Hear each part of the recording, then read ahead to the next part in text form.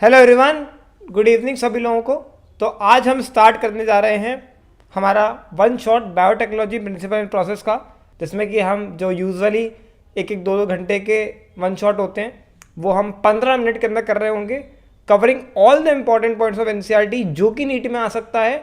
एक भी चीज़ नहीं छूटी जाएगी, बट साथ ही बहुत कम टाइम में चीज़ करेंगे, जिससे कि आप इन वीडियोज़ को बार बार देख के रिवाइज कर सको जब भी आपको लगे कि आप इस चैप्टर में कमज़ोर हो। तो without wasting any further time let's start the session. तो ये मेरी बायो है कि इसकी पीडीएफ अगर तुम्हें चाहिए मेरे टेलीग्राम चैनल पर मिल जाएगी, नीचे डिस्क्रिप्शन में तुम्हें इसकी लिंक भी मिल जाएगी। चलिए स्टार्ट करते हैं। फर्स्ट है EFB फुल फॉर्म, जो कि है European Federation of Biotechnology. Second, the code technique that enable the birth of modern biotechnology are, क्या है?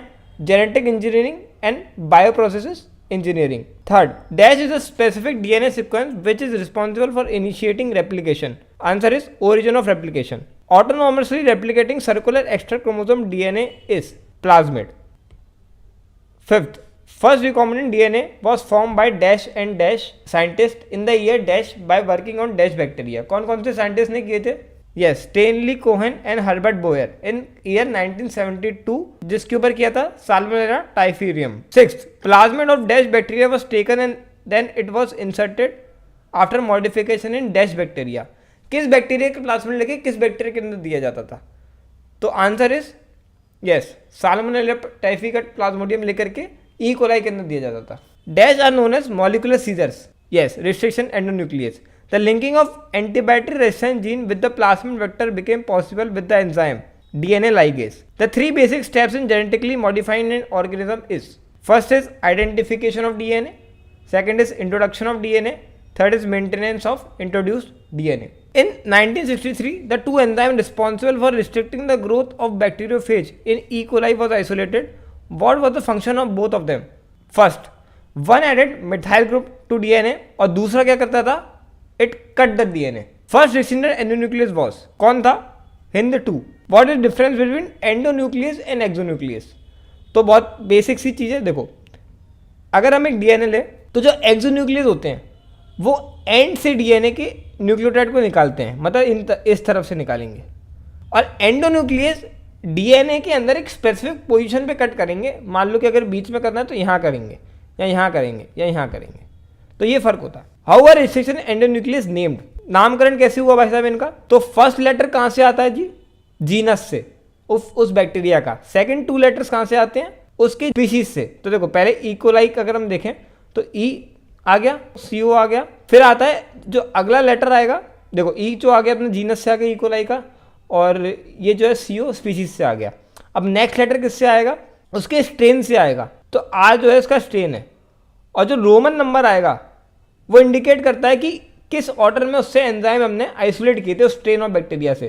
तो EcoR1 जो है पहला एंजाइम था जो कि आइसोलेट किया गया था R strain of E coli से। नेक्स्ट, HindII पैलिंड्रोमिक सीक्वेंस है dash number of base pairs. कितने base pair? 6। Today we have more than dash number of restriction enzyme that are isolated from dash number of bacteria, 900 to 30 in EcoR1. R is derived from the name, क्या नाम है? तो मैंने अभी बताया, फिर से बताऊंगा, इसका आंसर है स्ट्रेन, ये नीट में आ चुका है। EcoR1 कम्स फ्रॉम बैक्टीरिया, उसका फुल नाम क्या है जिस बैक्टीरिया से EcoR1 आइसोलेट किया गया? उसका नाम है Escherichia coli RY13. Each restriction endonuclease recognize a specific dash in the DNA. Palindromic nucleotide sequence. Palindromic nucleotide sequence of EcoR1 is GAATTC. The DNA fragments are separated by a technique known as gel electrophoresis. The gel electrophoresis, the matrix is used of dash material which is a natural polymer extracted from dash. तो 21 का answer क्या आएगा? Agarose extracted from seaweed. Agarose gel provide dash effect, sieving effect. DNA fragments are visualized only after staining it with dash followed by exposure to dash. Ethidium bromide, UV radiation. Red या orange colored band of DNA are seen. Red होते हैं, orange होते हैं? Orange color are seen. The separated bands of DNA are cut out from the agarose gel and extracted from the gel piece. This step is known as elution. 26. All types of plasmid are present in equal numbers in the cell. False. अलग अलग type, अलग अलग number, ठीक है। 27. Dash is responsible for controlling copying number of the linked DNA. Origin of replication, जिसको हम प्यार से ORI बोलते हैं। The normal E. coli carries resistance to ampicillin. बिल्कुल गलत बात है, नहीं होता है। Give example of selectable marker of E coli.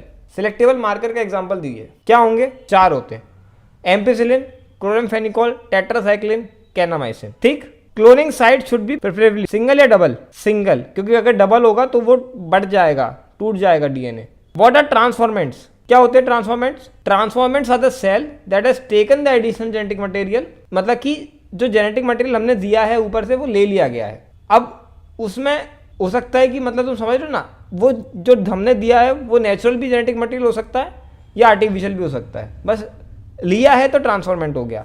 Modern recombinant, recombinant वो होते हैं जिन्होंने जेनेटिकली इंजीनियर्ड जो जेनेटिक मटेरियल था वो लिया है। तो ट्रांसफॉर्मेंट वो हो गए जिनके अंदर नेचुरल भी चला गया और जेनेटिक इंजीनियर्ड भी चला गया, और ट्रांसफॉर्मेंट में से कुछ रिकॉम्बिनेंट होंगे जिनके अंदर केवल जेनेटिक इंजीनियर्ड चला गया। The 2 antibiotic resistant genes in PBR322 are ampicillin and tetracycline. PBR322 have restriction site for 6 चीज़ों के लिए होते हैं। First is HIND3, second is EcoR1, third is BAM-H1, fourth is SAL1, PUV2, PST1, CLA1। इतनी जल्दी याद नहीं होगा, आराम से पढ़ के याद करना। ROP gene code for protein involve in replication of plasmid. ROP मतलब replication of plasmid gene. Restriction site in TERT-RR 2 होते हैं, BAM-H1 और SAL1। रिस्ट्रिक्शन साइट इन MRR 2 होते हैं, PUV1 और PST1।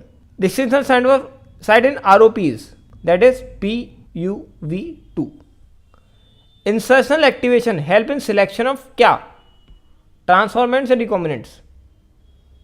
Yes, recombinants. In chromogenic selection, DNA is inserted in the coding sequence of dash enzyme, beta galactosidase enzyme. In absence of any insert, the colonies give dash color, blue color. Dash is able to deliver a piece of tDNA. Agrobacterium tumefaciens. Agrobacterium tumefaciens is a pathogen of monocot or dicot? Dicot. tDNA transfer normal cell to tumor cell. सही बात है क्या ये? बिल्कुल सही बात है। Dash in animal have the ability to transfer normal cell to cancerous cell. किसके पास होती है? रेट्रोवायरस के पास। Plasmid of Agrobacterium tumefaciens is called, अभी हमने देखा, TI प्लाज्मेट। ठीक, host are made competent by treating them with a specific concentration of dash ion, calcium ion. Heat shock is of dash degree, 42 degree. Recombinant DNA is forced into cells by changing temperature. कैसे? तो देखो, पहले cell को हम incubate करते हैं ice के ऊपर, फिर हम क्या देते हैं? हीट शॉक देते हैं उसको, देन अगेन उसको हम आइस पे रखते हैं। जब हम ये चीज़ करते हैं तो रिकॉम्बिनेंट डीएनए उस सेल के अंदर चले जाता है, क्योंकि सेल अभी चकराया हुआ होता है, शॉक में होता है कि ये हुआ क्या मेरे साथ, तो वो कुछ भी लेने को तैयार हो जाता है। फिर in dash method recombinant DNA is directly injected into the nucleus of an animal cell, micro injection. In plant cell are bombarded with high low velocity microparticles of dash and dash coated with DNA in a method known as dash and dash। तो यहाँ पे क्या आएगा? High velocity. देखो यहाँ पे पहले तो हाई आएगा, ये हाई आएगा। Micro particles of gold and tungsten coated with DNA the method known as biolistics और जीन गन। चलो डिगा क्यू बाद में करेंगे एंड में। 52 बताइए।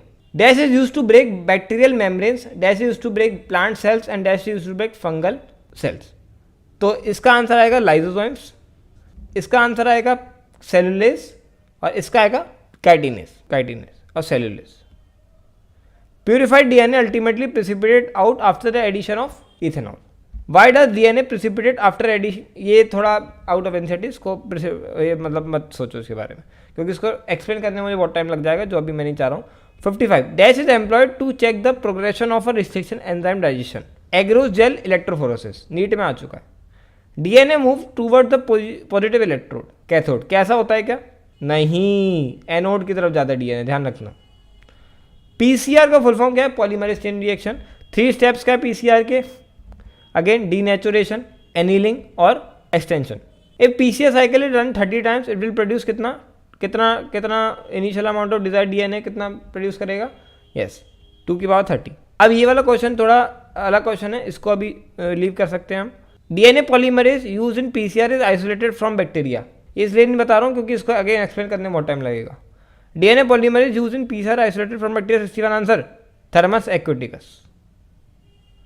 The DNA polymerase in PCR is known as tag polymerase. If any protein encoding gene is expressed in a heterologous host it is called, कौन सा protein? Recombinant protein.